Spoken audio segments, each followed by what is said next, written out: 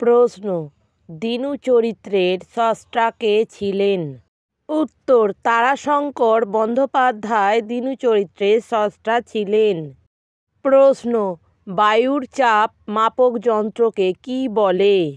উত্তর, বায়ুর চাপ মাপক যন্ত্রকে ব্যারোমিটার বলে।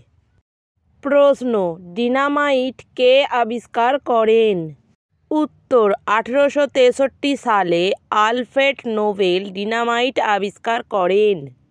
প্রশ্ন, শহীদ দিবস কবে পালিত হয়?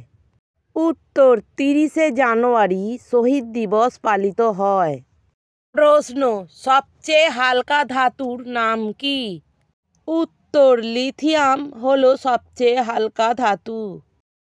প্রশ্ন, মাদার টেরিজা কত সালে ভারতরত্ন পুরস্কার পান?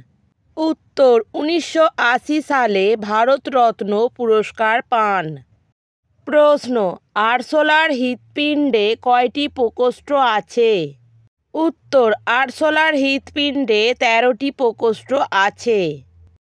প্রশ্ন, গমনে অক্ষম দুটি প্রাণীর নাম বলো। উত্তর, গমনে অক্ষম দুটি প্রাণী হল সাগরকুসুম ও প্রবাল। প্রশ্ন, কোচবিহার জেলার পূর্বে কোন রাজ্য রয়েছে? উত্তর, কোচবিহার জেলার পূর্বে অসম রাজ্য রয়েছে। প্রশ্ন, অতীশ কথার অর্থ কী?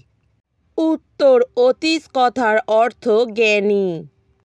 প্রশ্ন, সূর্যের দৃশ্যমান পৃষ্ঠমণ্ডলকে কী বলা হয়? উত্তর, সূর্যের দৃশ্যমান পৃষ্ঠমণ্ডলকে আলোকমণ্ডল বলা হয়। প্রশ্ন, নীলগিরি পর্বতের সর্বোচ্চ শৃঙ্গের নাম কি? উত্তর, নীলগিরি পর্বতের সর্বোচ্চ শৃঙ্গের নাম দোদা বেতা।